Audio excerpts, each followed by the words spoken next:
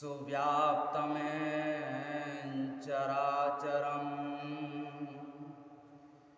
तत्पदं दर्शितेन सुतस्मै श्री गुरुवे नमः। वो महाप्रभु जो सभी चर और अचर में व्याप्त है, वो महाप्रभु जो कण कण में समाया हुआ है, ऐसे महाप्रभु के चरणों में कोटान कोटि बार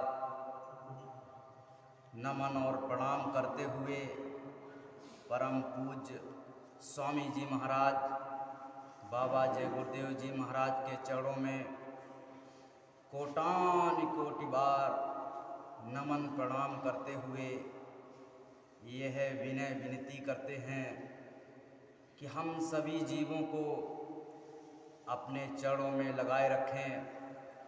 हम सभी जीवों को इस काल और माया के देश से निकालकर अपने घर सतलोक सचखंड ले चलें, क्योंकि ये काल और माया का देश हम सभी जीवों को भरमाने के लिए, दुख और पीड़ा पहुंचाने के लिए काल भगवान ने रचा है।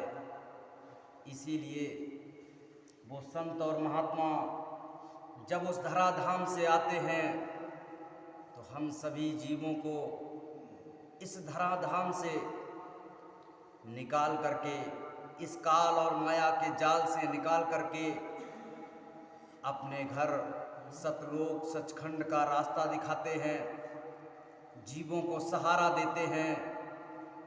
हमारे गुरु महाराज परम संत बाबा जय गुरुदेव जी महाराज आकर के उन्होंने मनुष्य जीवन धारण किया और हम सभी जीवों को रास्ता दिखाया, सच पंथ दिखाया, जिससे हम सभी जीव उस पर चल करके अपने घर की ओर निकल सकें।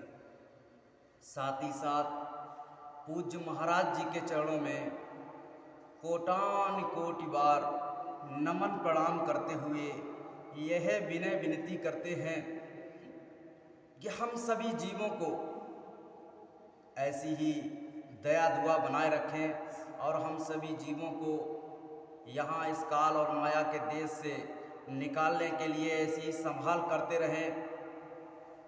देखिए महाराज जी इस समय बहुत ही ज़्यादा अथक परिश्रम कर रहे। अभी 8 से लेके 12 तारीख तक मथुरा में इतना बड़ा मेला, इतनी बड़ी जिम्मेदारी, इसके बावजूद 14 तारीख को खितौरा होते हुए हरदोई में निकल गए और वहाँ पर जीवों को जगाने का काम कर रहे। देखिए प्रेमी भाई बहनों, हमें और आपको ये जो पथ मिल गया है, ये हमारी जीवात्मा का कल्याण करने के लिए मिला है।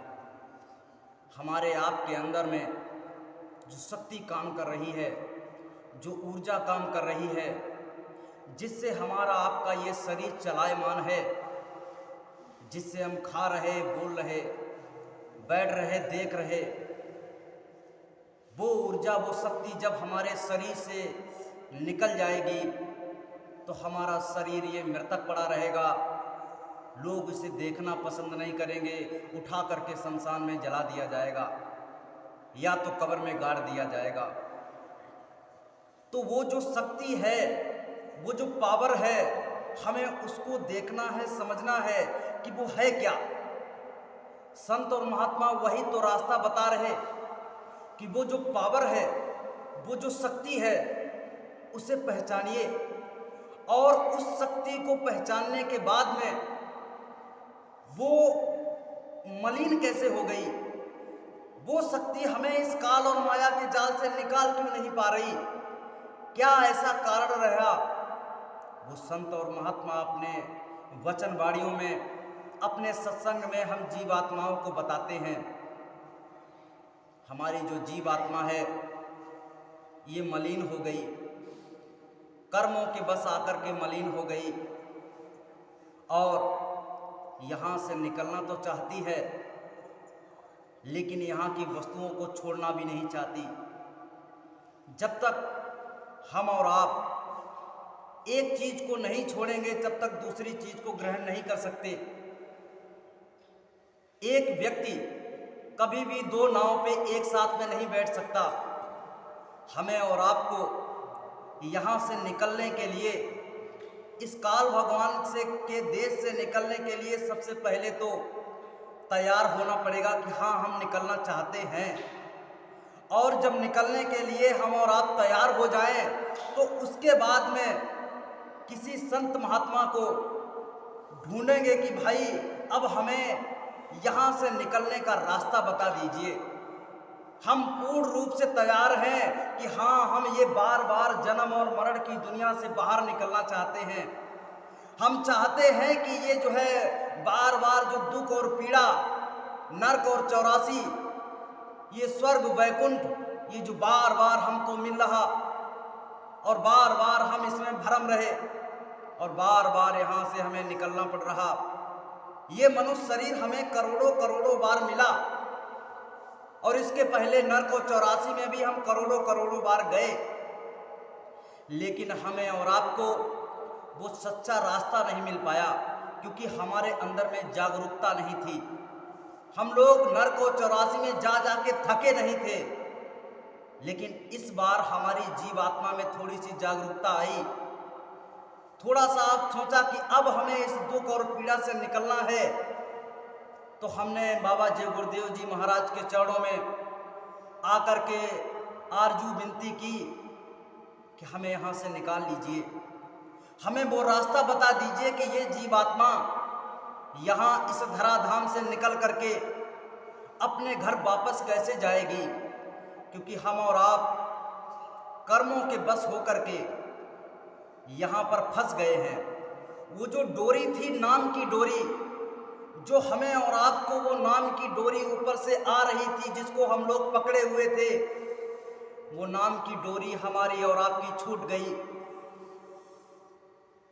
जब नाम की डोरी हमारी और आपकी छूट गई, तो ऊपर से संत और ऊपर से हमारे जो पिता हैं, आत्माओं के सच्चे पिता हैं, हमारी आपकी सभी आत्माओं के एक ही पिता हैं, वो सत्पुरुष भगवान। उन्होंने जब देखा कि इन जीवात्माओं ने वो शब्द की डोरी छोड़ दी, इसकी वजह से ये सभी जीवात्माएं काल और माया के देश में दुख और पीड़ा को भोग रहे, उनके अंदर में दया जागी। दया जागी तो उन्होंने ऊपर से संतों को भेजा कि जाओ और इन जीवों को, इन आत्माओं को बताओ कि आपके अंदर में कितनी शक्ति विद्यमान है। आप तो ईश्वर, ब्रह्म, पार ब्रह्म और महाकाल से भी ज्यादा सर्वशक्तिमान हो। आपको इनके चंगुल में फंसने की कोई जरूरत नहीं।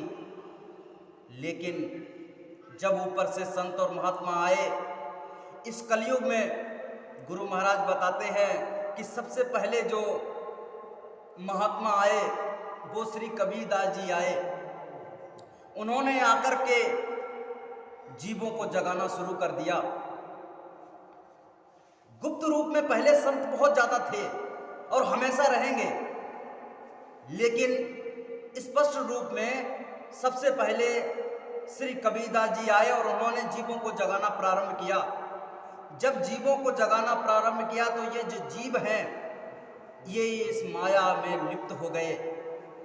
जब इस माया में लिप्त हो गए तो इससे निकालने के लिए उन्होंने बताया कि यहाँ से इस लिप्तता से निकलने के लिए एक बार एक महात्मा जी अपने शिष्य को एक नदी के किनारे शिक्षा दे रहे थे कि इस काल और माया के देश से हमें दूर निकलना है, इससे लिप्तता नहीं रखनी है, इससे दूर रहना है। रोज ये शिक्षा दिया करते। एक दिन का समय था कि नदी के किनारे से एक सुंदर कन्या आई और उसने महात्मा जी से कहा कि महात्मा जी, हमें नदी के उस पार छोड़वा दीजिए, हमें उस नदी के उस पार कर दीजिए, मुझे तैरना नहीं आता। महात्मा जी ने देखा, एक जरूरतमंद इंसान को देखा, उन्होंने तुरंत उस कन्या को अपने कंधे पे बैठाला और नदी को पार करा दिया और उस किनारे पे जाके उसे छोड़ दिया। उनका शिष्य भी उनके पीछे पीछे नदी के उस पार गया और आगे चल कर के महात्मा जी के पास में जाकर के और एक गांव में जाकर के दोनों ठहर गए। महात्मा जी ने कहा, जाओ बेटा, कुछ टिक्कर के लिए आटा लेकर के आओ। वो शिष्य गया और गांव में जाकर के 4 टिक्कर का आटा लेकर के आया। उन्होंने टिक्कर बनाए और बनाने के बाद में, खाने के बाद में महात्मा जी आराम करने लगे और वो शिष्य जो था वो पैर दबाने लगा। धीरे से शिष्य ने पूछा कि गुरुजी, आप तो हमें रोज शिक्षा दिया करते कि संसार की वस्तुओं से दूर रहना है, संसार की लिप्तता से, इसकी खूबसूरती से दूर रहना है, लेकिन जैसे ही सामने से एक सुंदर कन्या आई, आपने फटाक से अपने कंधे पे बैठाल करके उधर आपने छोड़ दिया। ये क्या था? आप तो हमें रोज शिक्षा दिया करते। महात्मा जी मुस्कुराए और बोले, बच्चा, अरे भाई, हमने ये नहीं देखा कि वो कन्या है, हमने केवल एक जीव आत्मा को देखा, एक इंसान को देखा कि वो जरूरतमंद थी, उसे इस नदी के उस पार जाना था। हमने उसे सहारा दिया और नदी के उस पार कर दिया, और जहां पर हमने उसको छोड़ा वहीं पर पूर्ण रूप से उसकी यादों को भी छोड़ दिया, उसको पूर्ण रूप से छोड़ दिया। लेकिन तू इतना जो है संसार में लिप्त है कि उसकी यादों को, उसकी खूबसूरती को, उस लड़की को अब भी अपने मन में बसाए हुए है। संसार में लिप्त होने का मतलब ये नहीं कि दुनिया की सारी चीज़ों को अपने सिर पे जितना लादे हैं, इसी में हम लोग लिप्त हैं। हमारे पास में ये कपड़ा है, ये कुर्ता है, ये पेन है, ये मोबाइल है, जो हमारे पास में है, इसका मतलब नहीं हम इसमें लिप्त हो गए। हमारे घर में जो है, जो भी मकान बना हुआ है, दुकान बनी हुई है, खेती है, अगर हमारा दिमाग वहाँ पर है, माँ है, बहन है, भाई है, भाभी है, भतीजे हैं, रिश्ते नाते हैं, अगर हमारा ये मन, हमारी ये बुद्धि उनके साथ में बैठे तो यहाँ है भजन करने के लिए, आए तो हैं गुरु महाराज के दरबार में साधना करने के लिए, लेकिन हमारा अगर दिमाग, हमारी ये बुद्धि, हमारी ये सोच अगर उनके पास में है तो हम उसमें लिप्त हैं। लिप्तता इसे कहते हैं। लिप्तता ये नहीं कहते कि किसी चीज को हम लोग पास में रखे हैं, उसी में लिप्त हैं। तो महात्मा जी ने बताया कि बेटा, हम तुम्हें रोज बताते हैं कि लिप्तता से दूर रहो, इस संसार से दूर रहो, इसमें लिप्त नहीं होना है, और अभी तुम जो है समझ नहीं पाए थे, इसलिए ये उदाहरण हमें देना पड़ा। वो जो माया हमारे बनाई हुई वो लड़की थी, हमारी शक्ति से बनाई हुई थी, तुम्हें केवल समझाने के लिए कि संसार में लिप्त कैसे रहना है, इस प्रकार से जो है आपको इससे दूर ऐसे रहना है। विचारों से दूर हो जाइए, दुनिया से दूर हो जाइए, दुनिया में रहते हुए विचारों से दूर हो जाइए। यानी कि गुरु महाराज ने जो बताया है कि परिवार में गृहस्थ आश्रम में रहिए, और गृहस्थ आश्रम में रहते हुए परिवार की सेवा कीजिए, पत्नी की सेवा कीजिए, बच्चों की सेवा कीजिए, माँ बाप की सेवा कीजिए, रिश्ते नातेदार आ जाएं उनका आदर सम्मान कीजिए, लेकिन उनके ख्यालों में खोना नहीं है। उसको एक केवल जिम्मेदारी के रूप में देखिए। जैसे हम और आप ट्रेन पे सफ़र करते हैं टिकट लेकर के, और एक सीट हमें मिल जाती है, उस सीट पे हम लोग बैठ जाते हैं, लेकिन जब हमारे डेस्टिनेशन आ जाता है, हमारा जब जो है उतरने का स्थान आ जाता है, तो हम लोग चुपचाप उतर के चल देते हैं। ये तो कहते नहीं भैया हमने टिकट लिया है, पैसा खर्च किया है, अब इस सीट को उखाड़ करके हम लोग ले जाएंगे, ये तो कहते नहीं। तो क्या हो गया है, हमें और आपको इसी तरीके से अपने घर में भी रहना है।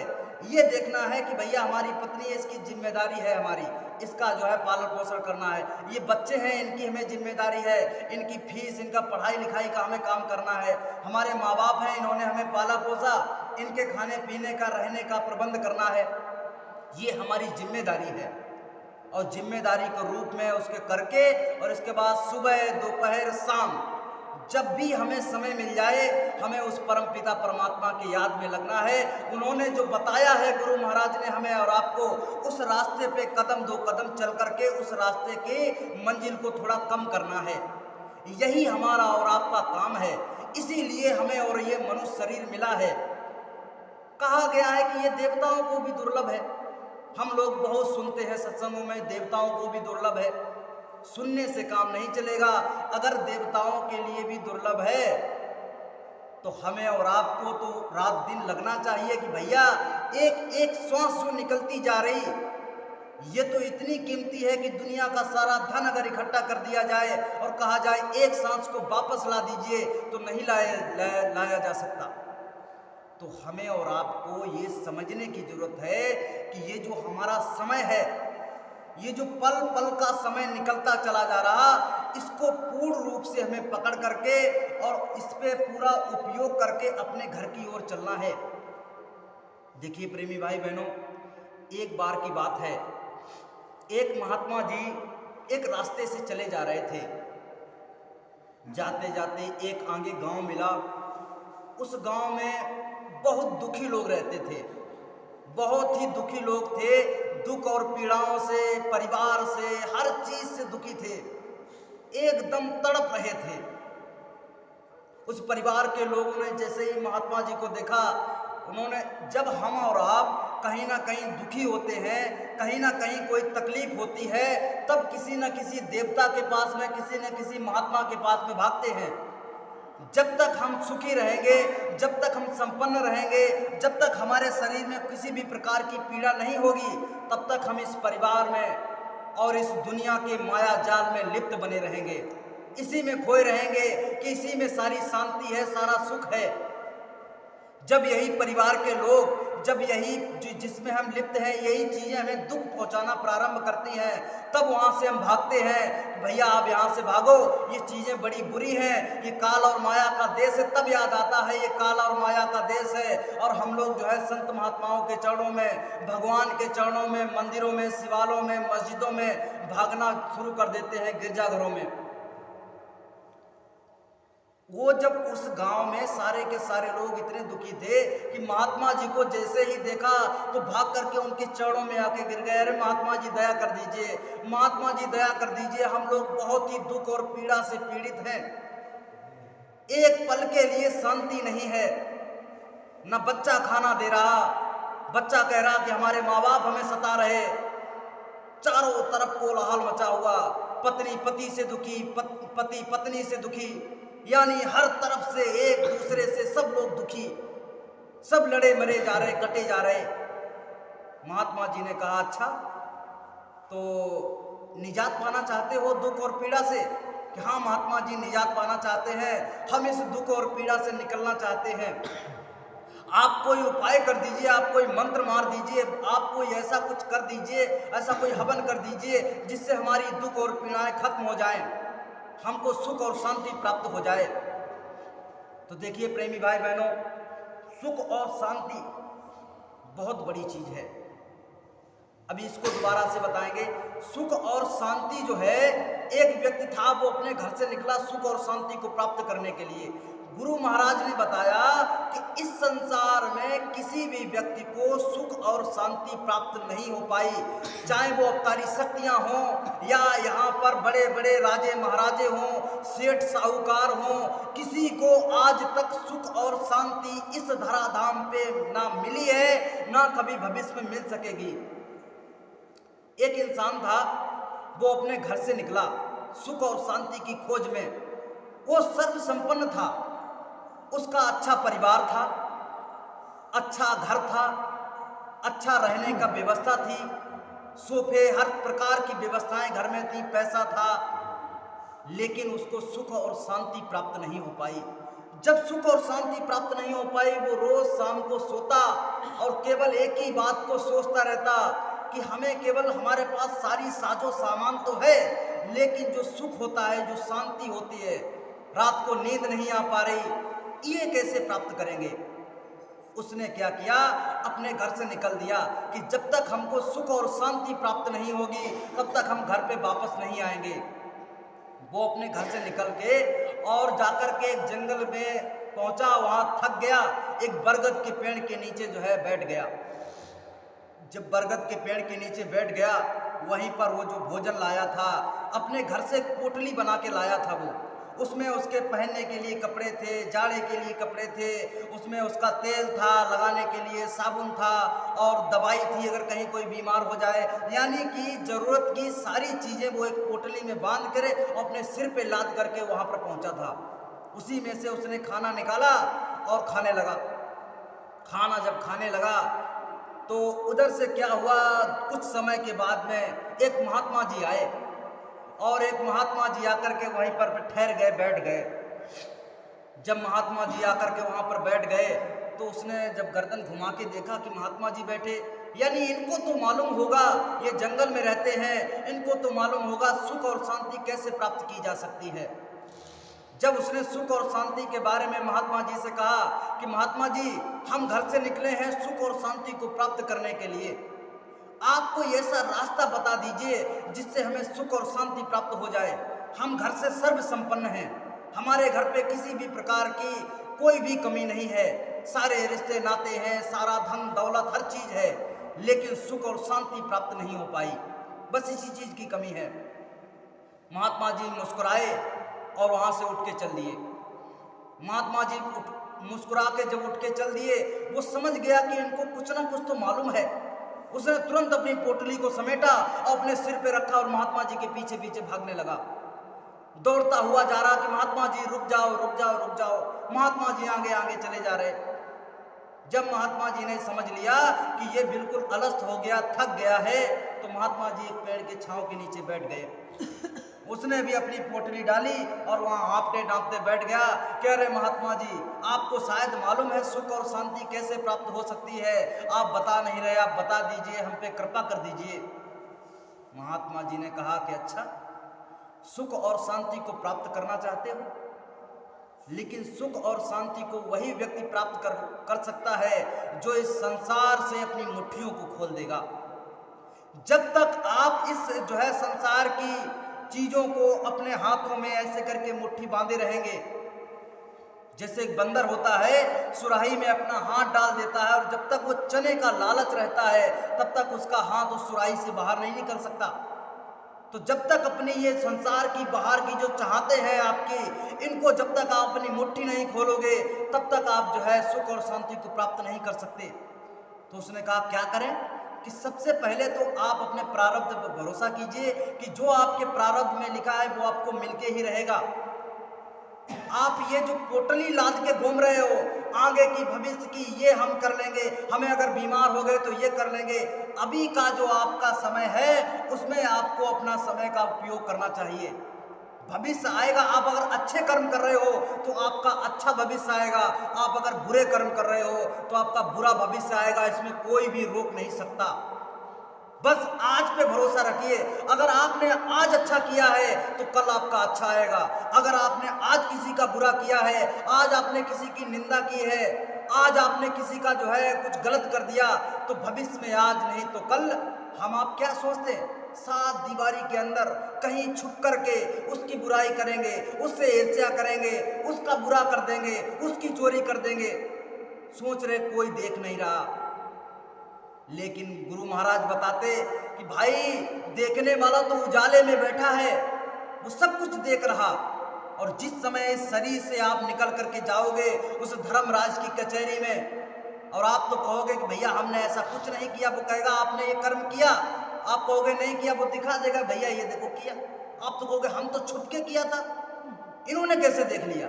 तो गुरु महाराज ने बताया कि भाई वो उजाले में बैठा है, सब कुछ देख रहा, आप यहाँ के हमारी आपके नजरों से बच सकते हो लेकिन उसकी नजरों से नहीं बच सकते। इसीलिए कोई भी कर्म करने से पहले हमें और आपको उसके 100 बार सोचना है कि ये जो हम कर्म कर रहे हैं क्या ये हमारी आत्मा के हित में है।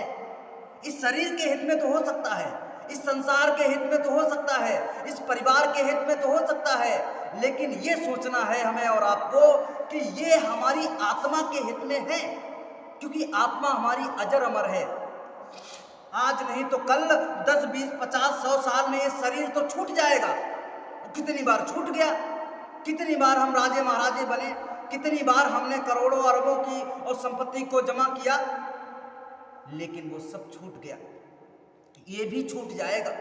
तो कोई भी कर्म करने से पहले हमें और आपको ये सोचना है कि भाई हम जो कर्म कर रहे हैं वो हमारी आत्मा के हित में है कि नहीं। उसके यहाँ पेश भी होना है हमें, उसके यहाँ हिसाब भी देना है हमें। बिना हिसाब लिए वो यहाँ से निकलने नहीं देगा। अगर आप कह रहे हो पुण्य करोगे, पुण्य का भी हिसाब लेगा। आपने मान के चलिएगा जीवन में कोई भी पाप नहीं किया, लेकिन वो अगर आपने पुण्य किया तो आपको क्या बना, स्वर्ग और वैकुंठ में भेज देगा, देवी देवता बना देगा, ब्रह्मा बना देगा, विष्णु बना देगा। गुरु महाराज ने एक बार बताया कि भाई ये जो चींटा, एक बार अर्जुन से कहा भाई ये जो चींटा जा रहा है, एक बार कृष्ण ने कहा कि भाई ये जो चींटा जा रहा है, एक जमाने में ये जो है ब्रह्मा हुआ करता था। ब्रह्मा हुआ करता था? हाँ, इसने अच्छे कर्म किए थे, इतने पूर्ण किए थे कि इसे ब्रह्मा बना दिया गया, ब्रह्मा बना दिया गया। इसके बाद में देवी देवताओं में आया, पूर्ण और क्षीण हुए। इसके बाद में यक्ष बना दिया गया, पूर्ण और क्षीण हुए। तो इसके बाद में उसको जो है स्वर्ग वैकुंठ में लाया गया। इसके बाद में और पूर्ण क्षीण हुए तो उसको जो है इस मृत लोक में किसी राजे महाराजे के यहाँ पे जन्म दे दिया गया। और जब राजे महाराजे के यहाँ जन्म दे दिया गया, जब आपके पास में दौलत संपत्ति और ये सब कुछ होता है तो आप लोग क्या करते हो, बुरे से बुरे कर्म करना प्रारंभ कर देते हो। मत काम क्रोध लोभ मोह अहंकार ये आपके सिर पे चढ़ के बोलने लगता है। जब ये बोलने लगता है तो क्या होता है, हम और आप यहीं पर इसी दुनिया में ऐसे कर्मों के बंधनों में बंध जाते हैं कि फिर आपको जब धर्मराज हिसाब करता है, फिर कहता जाओ इसको नरकों में लेके चले जाओ, फलाने नर्क में इसको जो है करोड़ों वर्ष के लिए ले जाओ। फिर कहता है आप फलाने नर्क में ले जाओ, अब इसको खंबे से करोड़ों वर्ष के लिए बांध दो। फिर कहते हैं इसको जो है मांस के इसमें मरकस के जो है उसमें डाल दो, खून के उसमें डाल दो, कुंड में डाल दो। इस प्रकार के आपको तरह तरह के नरकों में जलाया जाता है, तरह तरह के नरकों में हमें और आपको जो है पकाया जाता है। और जब वहाँ से हमारे नरकों से जो है जब हमारी यातनाएं पूरी हो जाती हैं तो उठा करके इस 84 में डाल दिया जाता है। 84 में गधा घोड़ा उल्लू बैल पेड़ कीड़ा मकोड़ा ये सब बना दिया जाता है। सुनते तो बहुत है लेकिन समझने की जरूरत है। जरा महसूस करके देखिए, अगर हमें कोई कुत्ता बना दिया जाता, आज कुत्ते की क्या हालत है। न बेचारे के पास में बैठने के लिए जगह है, न उड़ने के लिए रजाई है। आज बेचारा मारा मारा घूम रहा, जहाँ एक कौरे के लिए जा रहा पीछे से आदमी मार रहा, उसको नहीं देख रहा वो क्या जो है ठंड के मारे अगर कहीं छुपने गया तो उसको मार के भगा दे रहे। आज वो अपने कर्म भोग रहा। ऐसे ही हम और आप भी हैं। अगर इस शरीर से इस समय से अगर चूक गए, फिर से उस नरक में जाना पड़ेगा, उस 84 में जाना पड़ेगा। हमारे साथ में भी वो सब कुछ होगा जो हम लोग देख रहे। हमें भी 84 लाख के कीड़ा बनना पड़ेगा, मकोड़ा बनना पड़ेगा, कुत्ता गधा उल्लू बनना पड़ेगा, और उसके पहले नरकों में जलना पड़ेगा, नरकों को भोगना पड़ेगा। ये संत महात्माओं ने हमारे आपके सामने जब खुली किताब रख दी कि देखिए ये खुली किताब है, इस नरकों में आपको जलाया जाएगा, इस पीड़ाओं को आपको भोगना पड़ेगा। और आपको अगर दोबारा से मनुष्य शरीर भी अगर मिल गया तब भी तो दुख और पीड़ा को भोगना पड़ेगा। 9 महीने तक माँ के गर्भ में वो जो जेठाराग्नि जलती है, जब माँ के गर्भ में हमारा बच्चा, माँ के गर्भ में बच्चा होता है तो वो क्या करता है, जब माताएं बहनें खाना खाती हैं तो जेठाराग्नि जलती है 45 मिनट तक करीब, तो उसमें तपता है बेचारा, तड़पता है, ऊपर से लेटरिन बाथरूम जा रहा, उसमें बेचारा झिल्ली में लिपटा हुआ उस परमपिता परमात्मा से क्या करता है कि प्रभु अब कृपा करो ये भांति और सब तज भजन करो दिन राती। रात दिन बेचारा प्रार्थना करता रहता है कि मैं निकाल लीजिए निकाल लीजिए निकाल लीजिए। लेकिन जो है वो जब यहाँ से निकाला जाता है, जैसे ही इस धराधाम पे आया क्या हुआ, बूंद गिरत ढाबरवा पानी, जैसे बूंद ऊपर से आकाश से गिरी, एकदम स्वच्छ और साफ है। लेकिन जब तक वो इस धराधाम से इस पृथ्वी से टच नहीं हुई तब तक वो स्वच्छ थी, और जैसे ही इस पृथ्वी से टच हुई, जैसे ही इस पृथ्वी में छुई तो ये मटमैली हो गई। ऐसे ही ये जो जीव होता है एक दिन लगातार हर पल हर क्षण उस परमपिता परमात्मा से डोर लगाए रहता है, उसकी आवाज़ को सुनता है। वो दया करते हैं, वो गर्भ में 9 महीने तक रहता है और जब वो पैदा होता है तो गुरु महाराज ने बताया कि जब बच्चा पैदा होता है तो 900 बीछी एक बार मार दे, यानी 900 बीछियां अगर एक बीछी किसी के मार दे तो उसकी हालत क्या होती है। अगर 900 बीछी किसी के एक साथ मार दे इतना दर्द होता है और उतना ही मरने में होता है। जब हमारी जीवात्मा को यमदूत खींचते हैं और खींच करके यहाँ से निकालते हैं तो उतना ही दर्द मरने में भी होता है। यानी इस दर्द से निकलने के लिए हमें और आपको संत और महात्माओं ने रास्ता बता दिया कि ये सुंदर और सुगम रास्ता है, सरल रास्ता है। इसके पहले के युगों में इतना कठिन रास्ता था कि 10-10 हजार वर्ष तक हमारे आपके अंदर में ये जो 5 चक्र हैं, बुधा चक्र, लिंग चक्र, ये नाभि चक्र, हृदय चक्र और ये कंठ चक्र, इन पे अलग अलग देवी देवता बैठे हैं। गणेश जी, उसके बाद में जो है लिंग चक्र पे बैठे हुए हैं आपके ब्रह्मा जी, ऊपर विष्णु बैठे हैं नाभि चक्र पे, ऊपर हृदय चक्र में आपके शंकर भगवान बैठे हैं, उधर ऊपर में यहाँ पर आद्या माँ शक्ति अष्टांगी देवी बैठी हुई है और इसके ऊपर में हमारी जीवात्मा छठे चक्र पे बैठी है जिसको ज्ञान चक्र भी कहा जाता। यहाँ पर हमारी जीवात्मा बैठी है। तो ये समझने की जरूरत है हमें और आपको कि भाई इन चक्रों को उजागर करने के लिए, इन चक्रों को जो है चलाने के लिए, इन चक्रों को जो है सिद्ध करने के लिए 10-10 हजार वर्षों तक हमें और आपको तब करना पड़ता था, जब करना पड़ता था। अब हमारी इतनी तो उम्र रही नहीं, अब हमारी इतनी उम्र नहीं रही है भैया। 100 साल की जिंदगी बताई जाती है और 70-80 में आदमी चल देता है यहाँ से। तो इतनी छोटी सी उम्र में हमें और आपको सब कुछ करना है। तो संत और महात्माओं ने हमारी जीवात्माओं के ऊपर दया कर दी कि भाई यहाँ से आप जो है निकल जाइए। आपको सच्चा और सीधा रास्ता बता दिया और कह दिया नीचे के 5 चक्रों को छोड़ो, छठे चक्र से सीधा अपनी जीवात्मा को निकाल करके और अपना काम कर लो, अपना काम कर लो। और यहाँ से ये गंदगी जो है, ये कर्मों की गंदगी जो है, इसको साफ करके अपनी जीवात्मा को यहाँ से निकाल लो। तो प्रेमी भाई बहनों, सुख और शांति को प्राप्त करने के लिए जब उस व्यक्ति ने उस महात्मा जी से पूछा और महात्मा जी ने कहा कि भाई इस संसार की जो पोटली तुम बांधे घूम रहे हो, इस संसार की पोटली को उतारो और फेंको। जब तक इस संसार की पोटली को नहीं फेंकोगे, इस संसार में अपने आप को मुट्ठियों को नहीं खोलोगे, ऐसे बांधे रखोगे, ये भी हमारा बना रहे, ये भी हमारा बना रहे, रिश्ते नाते भी ना छूटे, अपना घर भी ना छूटे, माता पिता भी ना छूटे और ये जो है पत्नी भी ना छूटे और ये हमारे जो है दिन दूनी रात चौगुनी तरक्की होती रहे, कैसे काम चलेगा? सुख और शांति कैसे प्राप्त होगी? महात्मा जी ने कहा तुम घर से सुख और संपन्न हो ना, तुम्हारे पास धन दौलत की कमी नहीं है, लेकिन रात दिन तुम जब बिजनेस में और उन चीजों में रात दिन लगे रहे थे तब आपने पैसा कमाया। अरे भाई ये पैसा क्या आपके साथ में जाएगा?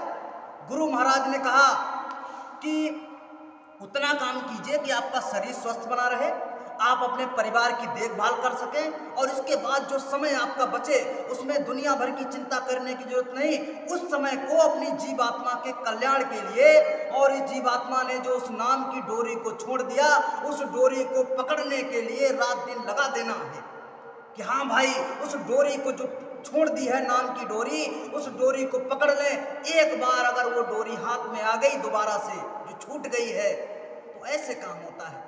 गुरु महाराज ने कहा है ऐसे चुटकियों में जीवात्मा एक एक पल में करोड़ों अरबों खरबों मिल जाती है। वो जो नज़ारा होता है जब जीवात्मा इस शरीर को छोड़ करके ब्रह्मांडों की सैर करती है, उस नज़ारे का जो है बयान नहीं किया जा सकता, अवर्णनीय है, लिखा नहीं जा सकता। तो संत और महात्माओं ने हमारे लिए रास्ता निकाल दिया है, हमारे लिए वो जो है एक जो है पथ दे दिया है कि भाई इस पे चलो और अपने घर की ओर निकलो। तो महात्मा जी ने उस व्यक्ति को बताया कि भाई सुख और शांति को अगर प्राप्त करना है तो इस दुनिया की पोटली जो आप समेटे घूम रहे हो, इसको धीरे धीरे, एकदम से नहीं, धीरे धीरे, एक परमार्थ की नाव है गुरु महाराज ने कहा, एक स्वार्थ की नाव है। एक स्वार्थ की नाव है जिससे आप इस शरीर के लिए सब कुछ करते हो। इसी को तो मान सम्मान मिल रहा है, इसी के तो रिश्ते नाते हैं। जब तक ये है, इसको उठा के जला दिया, कोई क्या रिश्ते नाते, क्या कोई मोह माया, कुछ नहीं। तो जब तक इसको भी रखो, और एक परमार्थ की नाव है, उस पर भी धीरे धीरे धीरे धीरे पैर जमाते चले जाओ। इससे धीरे धीरे धीरे धीरे वजन उठाते चले जाओ और इस पे वजन रखते चले जाओ। और इससे एक दिन ऐसा आएगा कि इससे पूरा वजन, पूरा आप अपने आप को उठा करके परमार्थ की नाव पे रख दोगे। तो हमें और आपको चाहिए कि अपनी जीवात्मा को जगाने के लिए इस स्वार्थ की नाव से धीरे धीरे धीरे धीरे पैर उठाना है, और परमार्थ की नाव पे जो गुरु महाराज ने हमें और आपको रास्ता बताया है, इस रास्ते पे अपने जो है वजन को बढ़ाना है और इस पे जो है खड़ा होना है। तो प्रेमी भाई बहनों, सुख और शांति केवल संत महात्माओं के चरणों में प्राप्त की जा सकती है। उनके कहे हुए वचन वाणियों पे जब हम और आप चलेंगे, तभी और सुख और शांति हमको प्राप्त हो सकती है।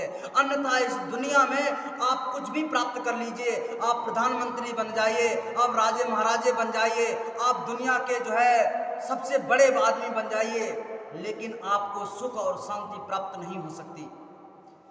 संत महात्माओं ने बताया कि जब उनके संत महात्माओं के वचनवाणियों पर चलोगे तो आपको वो सच्चा रास्ता बता देंगे। दुख और पीड़ा क्यों महसूस हो रही? जब तक ये शरीर है तभी तो दुख और पीड़ा है। जब ये शरीर नहीं रहेगा, हमारी जीवात्मा लिंग शरीर में चली जाएगी, इस स्थूल शरीर को छोड़ करके, क्योंकि सबसे पहले स्थूल शरीर, इसके बाद में हमारी जीवात्मा लिंग शरीर में चली जाती है, लिंग के बाद में सूक्ष्म में चली जाती है, सूक्ष्म के बाद में कारण में चली जाती है, और कारण के बाद में शब्द रूप हो जाती है। तो जब तक ये शरीर है तभी तक तो दुख पीड़ा है यहां पर इस संसार की। तो इसी प्रकार से ये दुनिया है, इस दुनिया से हमें दूर रहना है और इस दुनिया को छोड़ते हुए हमें आगे की तरफ बढ़ना है।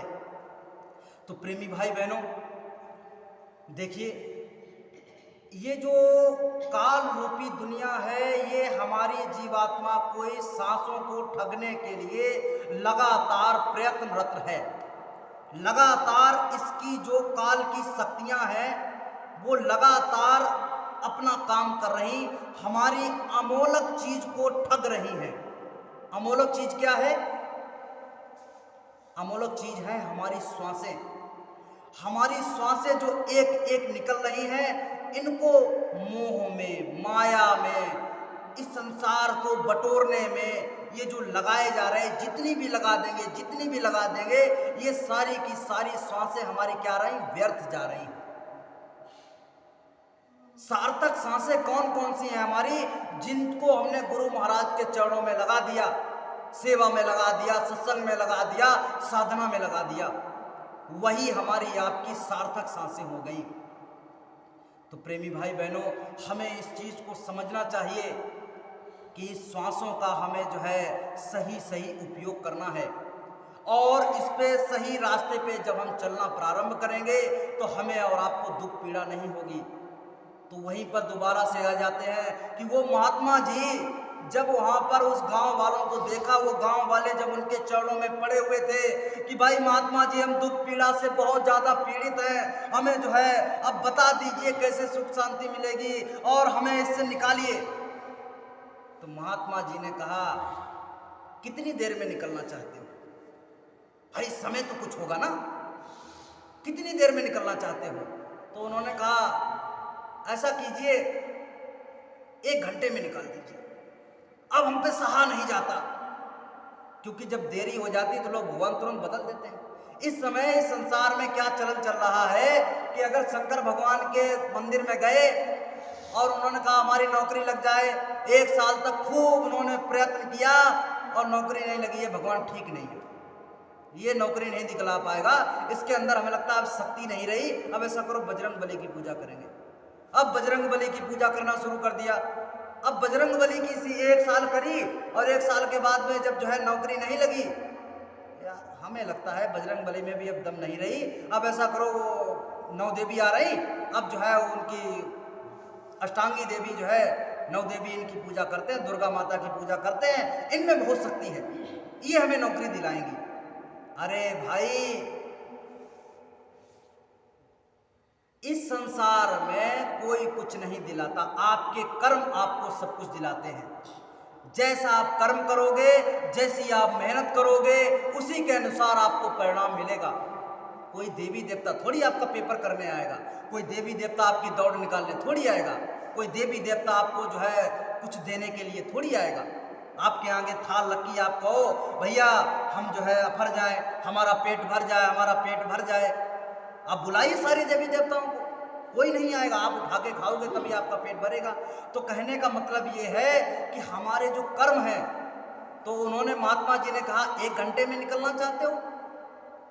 भाई ये बताओ, तुमने ये जो कर्मों का बोझा लाद रखा है अपनी जीवात्मा के सामने, पहाड़ों के माफिक, क्या 1 दिन में इकट्ठा किया था?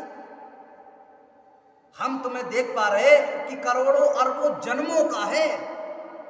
1 2 4 10 साल 20 साल इस जन्म का जो 20 25 30 साल हो गई है, 40 साल हो गई, 50 साल हो गई है, इसका तो छोड़िए, करोड़ों अरबों जन्मों का बोझा जो लाद रखा है पाप और पुण्य का अपनी जीवात्मा के सामने पहाड़ों के माफिक, ये जो है 1 घंटे में पूरा हो जाएगा। 1 घंटे में पाप किया था क्या? 1 घंटे में पुण्य किया था क्या? कि नहीं, तो ऐसा कीजिए 1 दिन में कर दीजिए। तो उन्होंने कहा 1 दिन में भी नहीं होगा। लेकिन संत और महात्मा बड़े दयालु होते हैं। एक उसमें से बोला कि भैया ये बताइए महात्मा जी, अब ये जो है कलयुग चल रहा, 100 साल की उम्र बताई जाती है, 70 जो है 60 और 70 में आदमी बोल जाता है, तो बताइए कैसे हमने करोड़ों जन्मों का बोझा लादा है, कैसे? तो उन्होंने कहा ऐसा है, इतनी जल्दी नहीं, लेकिन हो जाएगा, जल्दी हो जाएगा। आप ऐसा कीजिए, रोज रोज जो है आप सभी लोग सत्संग में आना प्रारंभ कीजिए, क्योंकि जब तक जो है बिन सत्संग विवेक ना हो, जब तक सत्संग में नहीं आओगे तो आपको विधि पता नहीं चलेगी, आपके अंदर जागरूकता नहीं जागेगी, आप बैठने का तरीका नहीं समझ पाओगे कि कैसे इस बोझे को उतारा जाए, कैसे इस गंदगी को साफ किया जाए, आप उसे समझ नहीं सकते। तो समझना कैसे है? रोज रोज सत्संग में आइए। तो रोज रोज सत्संग में आने लगे। 10 15 20 दिन, 1 महीना हुआ। 1 महीना जैसे हुआ, धीरे धीरे धीरे धीरे सबका जो है, जब आप रोज जो है सत्संग सुनोगे, संत और महात्माओं की बाणियों को अंतर में उतारोगे, उन पे चलने की कोशिश करोगे, तो क्या होगा? धीरे धीरे हमारे अंदर में वो सफाई होना प्रारंभ हो जाएगी, ऊपर की जो है आपको दया दुआ समझ में आने लगेगी। 1 महीना जब हुआ तो जब महात्मा जी ने देखा कि जीव आत्माएं ये लोग अब जो है काफी जो है साफ हो गए हैं, अब ये बैठने के लिए तैयार हैं, यानी अब जो है बैठना सीख गए हैं, क्योंकि सत्संग में अगर 1 1 1.5 2 2 घंटा बैठ सकते हैं तो ये जो है बैठ सकते हैं। तो उन्होंने उनको नाम दान दे दिया, अमोलक दौलत दे दी कि भाई अब इस पे चल करके अपनी जीवात्मा के ऊपर जो ये बोझा है इसको धीरे धीरे हटाइए, और आपको जो है वो दर्शन दीदार और वो आनंद प्राप्त हो जाएगा, सुख और शांति प्राप्त हो जाएगी। उन्होंने उस जो है नाम दान को लेकर के उसे जो है डेली रगड़ना शुरू कर दिया, उस पर चलना शुरू कर दिया, रोज घाट पे बैठना शुरू कर दिया।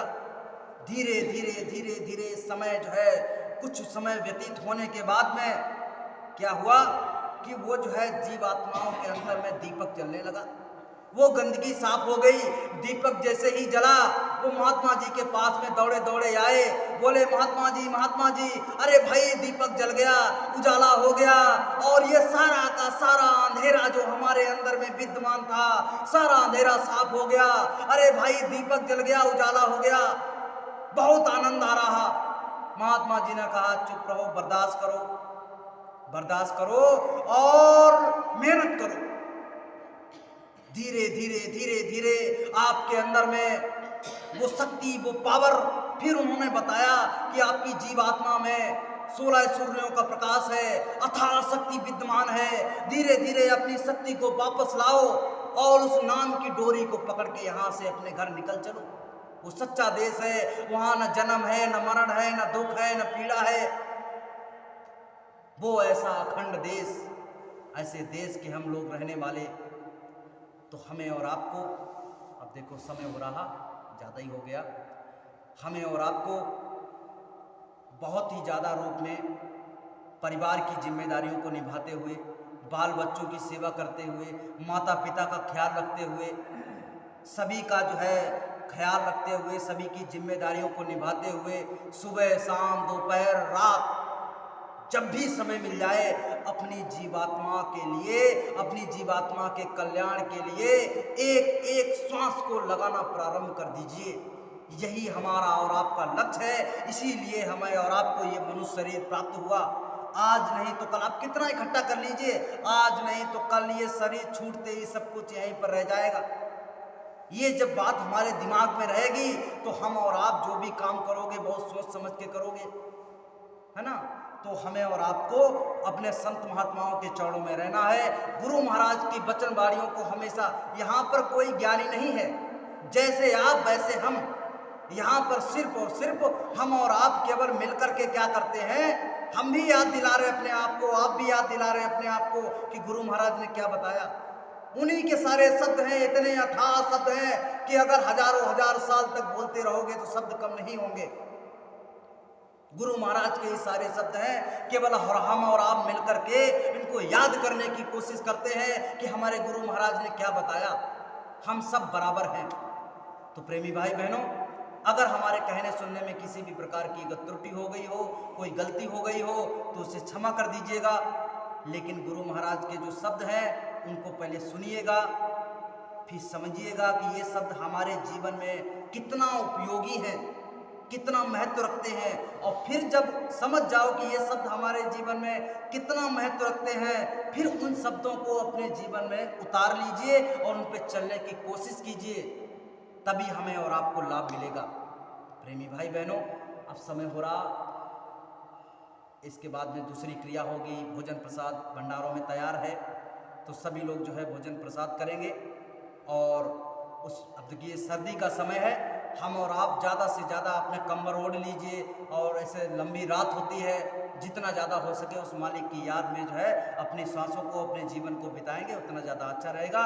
जय गुरुदेव।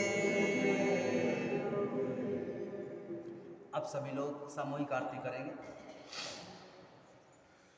विनय करूँ मैं दो कर जोरे, सतगुरु द्वार तुम्हारे, बिन घृत दीप आरती साजू, दो अखियन मझधारे, भाव सहित नित बैठ झरोखे, जोहत प्रियतम प्यारे, पग धुन सुनाहु श्रवण हिये अपने, मन के काज विसारे, जागी सुरत पियत चरणामृत, पियत पियत हुई न्यारी, घंटा शंख मृदंग सारंगी, बंसी बीन सुनारी।